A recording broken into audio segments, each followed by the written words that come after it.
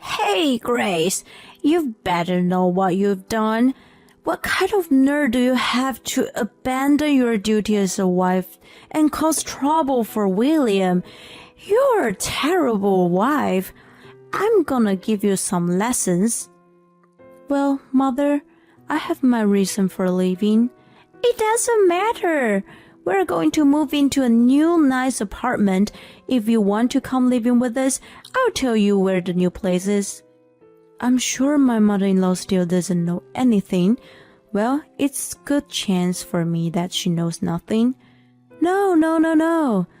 Thank you. What? My name is Grace. I'm a 35-year-old office lady. My husband William and I have been married for 5 years. He's now 40, 5 years older than me. I used to go out with older guys, but I was attracted to him because he was generous and kind.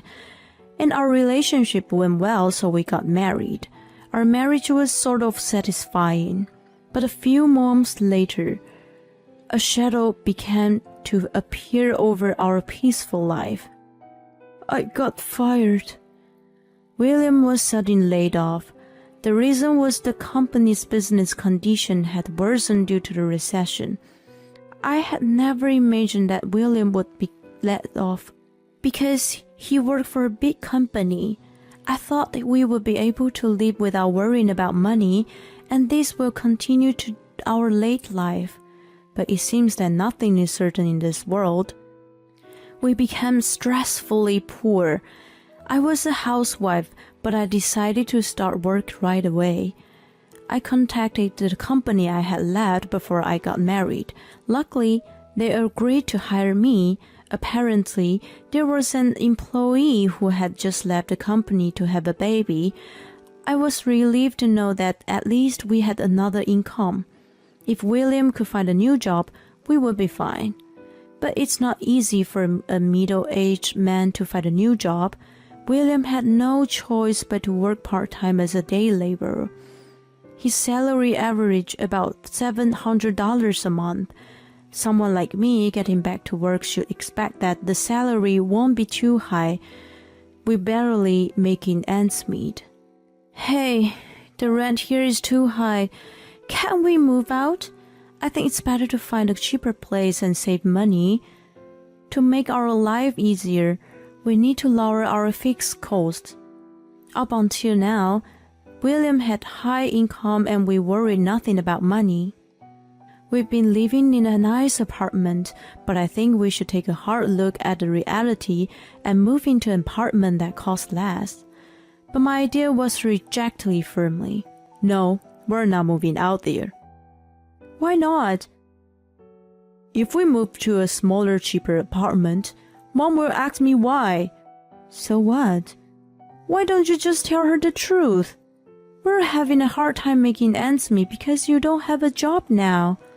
When I said that, he turned red and raised his voice. Don't ever tell my mother I'm unemployed. Your salary and my earnings are enough to pay the rent. Let's just leave it at that. I was surprised and confused at the same time. You care more about your pride and your house than you do about protecting your marital life? Even if we could afford the rent, we still have a hard time making ends meet. That's why I came up with this idea, because we couldn't save any money at all. But William insisted and didn't give in. I had no choice but to give up for once. After that, life continued to be difficult. Especially one day, William made an unbelievable comment to me. Hey, this is all we have for dinner today? You used to have a lot more dishes. Just because you started working doesn't mean you don't have to do your duty. Don't be lazy to manage this. William's words made me angry, so I retorted. I have no choice. We're struggling to make ends meet. I'm doing my best at home and at work. It's because someone's unnecessarily proud that wanting to live here makes me no choice but cut the food expenses. Or you could just make more money, then everything will be just what you want. When I make provocative remarks, William said, "What the hell? Don't you dare say this to me. Just wait and see. I'll get another job at good company and make more money than you." William got angry. I thought I was enough to bear him like this, but if this sparkles William's motivation that I could endure, I convinced myself that it was fine. However, he was unable to find a new job in the first place, so he had to work part-time as a day laborer. Now that even he was motivated, he could not find a new job. I could understand if he had done a lot of studies and got a qualification, but he didn't do that. He just worked part-time. William was rejected by the interviewer for every interview, and he got tired of having to bow down to the interviewer who was younger than him. So he stopped looking for a job. He still believed that he could earn more money than me. But I was disappointed to him and already gave up. Besides, it's not just William that I'm worried about. Mention to this, I received another phone call earlier today. It was my mother-in-law, calling without hesitation in spite of the fact that I was at work. Just this morning, there were more than 10 calls left. When I returned the call during my lunch break, my mother-in-law's voice was high-pitched from the very first word. "Why didn't you answer the phone right away?" "I told you the other day that I'm at work, didn't I?" "Come on! You call that working? My calls are the first priority." My mother-in-law lost her husband a year ago, and since then, she'd kept calling me a lot. I thought she must have been very lonely, so that I should support her. But all she says was something like, "It's your duty to support husband," etc.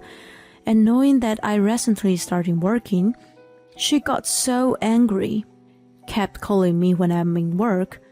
"Did you talk about that with William properly? You can't even reply my phone call." "I'm sorry. It's difficult for us to live with you now."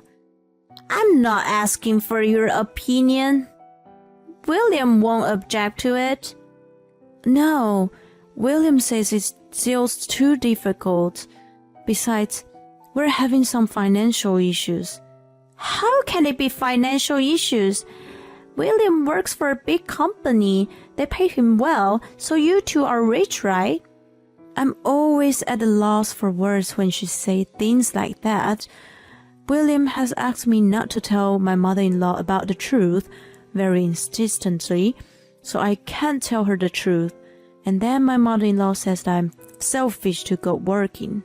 And she thinks I'm lying about how hard it is to make ends meet. Well, I guess. My mother-in-law's phone calls are so annoying, not only when I'm at work, but also when I'm home at night. Most of the time, a wife's first priority should be to support her husband, and the way taking care of your husband means you should take care of his mother as well. You haven't come to see me at all lately. What's the matter of you? I work a full-time job and I'm exhausted. And William's doing part-time job on weekends. That's why our holidays don't match. I'm sorry. We're both so busy. It's hard to fit it into our schedules. I don't care about your schedule. Besides, William's off on weekends. You can come on weekends, right? My mother-in-law must be very frustrated and upset for a while and kept on talking like that. I thought it was time for me to give up. I tried to tell her the truth about William. No, William works on weekend. What do you mean? As a matter of fact, when I was about to tell her the truth, William, who was lying on the sofa watching TV, ran up to me and took my phone. Mom, I'm sorry that I haven't been able to visit you lately. I'm working on a big project right now, and I've been working on weekends as well.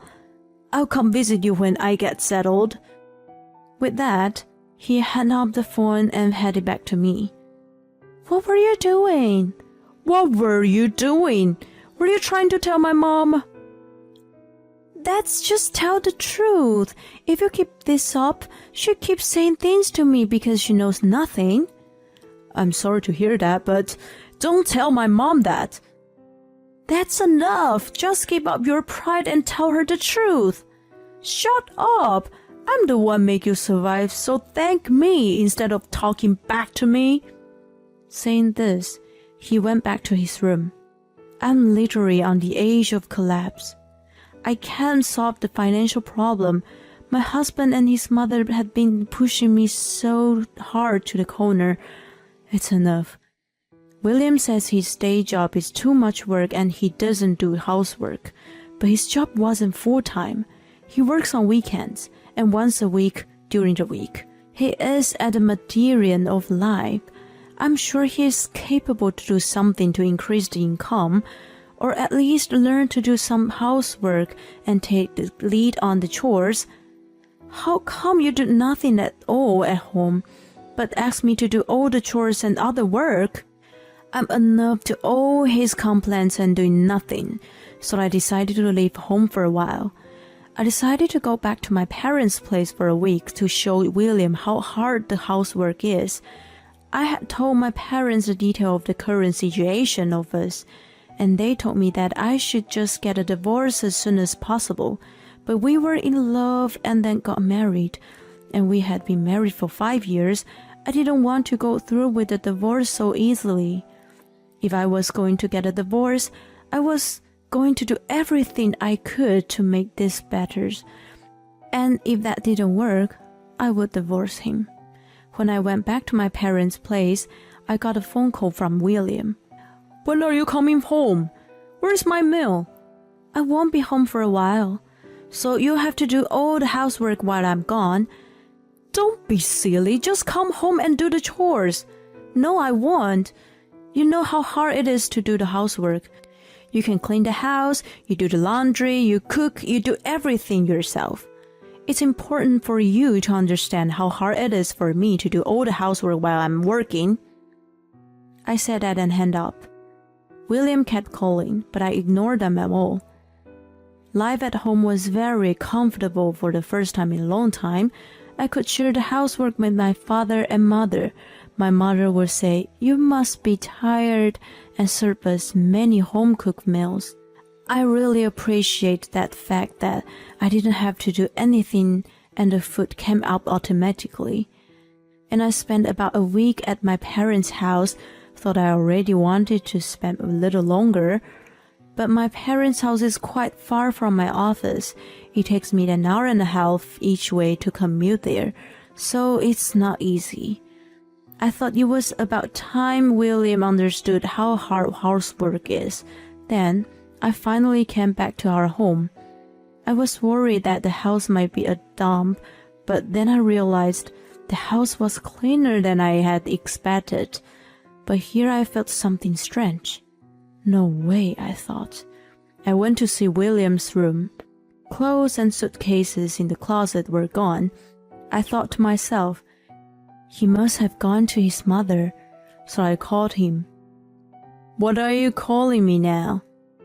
Where are you? I'm at my parents' house. You didn't go to your parents' house right after I left, did you? That's right. What are you doing? That doesn't make any sense. You shouldn't have left in the first place. I'm already upset.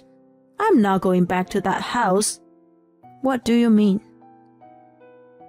I'm going to live with my mom. I'm going back to my parents' house. Oh, and I'm not just going back. We're moving into a new apartment. I have no idea what you're talking about. I was at a loss for words when the voice on the phone changed. Hey, Grace. Do you have any idea what you've done? What kind of nerve do you have to abandon your duty as a wife and cause trouble for William? You're such a terrible wife. I'm gonna teach you a lesson. Well, Mother, I have my reason for leaving. It doesn't matter. We're going to move into a new nice apartment. If you want to come living with us, I'll tell you where the new place is. I'm sure my mother-in-law still doesn't know anything. Well, it's a good chance for me that she knows nothing. No. Thank you. What? I said no right away, so my mother-in-law was completely shocked. I'm saying that I'm not going. Oh, are you serious? If William is going to live with me, unless you come over here, you have to be alone. You can't live alone, can you? You've been relying on him. Don't worry, I earn enough to live on my own. If we don't live together, there's no need for us to be a couple. So I'm divorcing him. What? It might because I said the word divorce. I heard my mother-in-law and husband's surprised voice over the phone. Wait a minute, Grace. There's no need to mention divorce. I can't stay married to you anymore. I need to get rid of a horrible husband like you as soon as possible. When I gave him such a comment, my mother-in-law snapped. Hey, how dare you talk to William like that? We don't want a life like you either. So, yeah, okay. William, just get a divorce. No. I'll get divorce papers ready. What a bitch. I'll make you feel regret about this. And it's too late for apology. Same to you. When I said that, the phone were disconnected. My mother-in-law and her son will probably be here with the divorce papers. Thank God things are going the way I want them to. I'm thankful that William was not willing to improve at all and went back to his mother's place. That makes me easy to make up my mind. He is not going to change himself. Then there's no need for us to stay together. I decided to pack my bags waiting my mother-in-law's arrived. A few hours later, my mother-in-law came along. Oh, William isn't here? He doesn't have to show up. Here you go. I already had him fill out his own section. You filled out yours as soon as possible. She handed me the divorce papers saying that. Somehow I think the words in William's column are written in trembling letters. My William is such a wonderful man. Even though with a horrible wife like you, he's unreluctant to get a divorce. I'll never forgive you for causing trouble for such a wonderful person. I hope you live a poor life and regret it. While I was filling out with my part of the form, my mother-in-law didn't give up yelling at me. William's pride got in the way until the end. He couldn't tell his mother the truth. What a pathetic man he is. What happened to your house? I sold it. So if you want to come over, there's no place for you. No, I won't. How much did you get for it? It was old, so it must have been cheap. That's none of your business. But I'm telling you because I'm a good person. It was about $50,000. Not much, but it's enough for retirement life. William will pay for our new apartment. Well, so surprised you got approved. What are you talking about? William is a high-class person. It's a matter of course. So you put the money in William's account? How did you know that? That's not important. Stop asking this and that. Just a divorced woman. So obvious that you're still into him. But that's too late. Don't worry. I've already agreed to the divorce. I'll file the divorce papers. When I said that, my mother-in-law sniffed and laughed. I was overjoyed to be free from her and her son. I packed up the rest of my belongings and moved them to my parents' house. And I found and signed a contract for a single person's apartment when I would leave. By the way, I successfully provoked my mother-in-law, so I was able to get rid of the property. There's no way to give you William's property. Get used to it. I still remember how the pale face of William when we were discussing about the division of property, which is funny to me even now. Then one day, about 2 years later, I received a call from an unknown number. Who could it be in the morning before work? I thought it might be the work-related call. I picked up the phone and, to my surprise, it was my ex-mother-in-law. Oh my good Grace, please help me. Mother, you can't keep calling me like this. We're strangers now. Don't say that, I'm in trouble. Huh, you can't pay the rent and the savings are running low? How do you know that? He didn't tell you about the financial problem until you guys got broke, did he? Oh, you knew it. I knew it and tried to tell you many times, but every time I tried, William told me not to. I didn't realize that. I'm so sorry, Grace.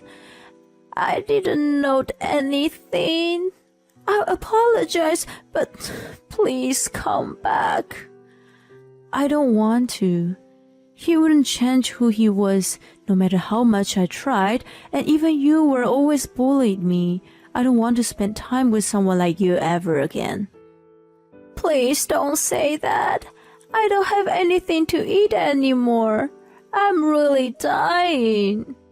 According to my ex-mother-in-law, William has been trying to look good, and since then, he didn't tell her about the financial problem. He paid his rent out of the $50,000 that his mother had sold the family home for, and his mother would get suspicious if he didn't show his extravagance every once in a while. So he spent a lot of money on expensive groceries and fancy meals because he was living like that. He lost his $50,000 in no time, and now he's penniless. He got what he deserved, didn't he? Why don't you put away your pride and live modestly in a cheap apartment? No, it wasn't supposed to be like this. I was supposed to live a comfortable life with my elite son. My ex-mother-in-law cried at that. I quietly hung up the phone and blocked all the incoming calls. I also put a restraining order against her just in case I had to call the police. All they think about is leaning on someone else. Parents or children are so alike. I'm going to take a lesson from them. I'm trying to live independently. With that in mind, I got myself back on track, decided to focus on my own life. Keeping the truth out of sight, the husband who continues to live a life not balanced of his status, and the mother-in-law who blames only on her daughter-in-law without questioning her son. So happy that Grace could cut off such a terrible mother and son. I'm sure that she will be able to lead an independent life. I hope she can meet a wonderful man in the future. Let's wish her a happy life from now on. Thank you for watching till the end. Please subscribe to our channel if you like. See you in the next video.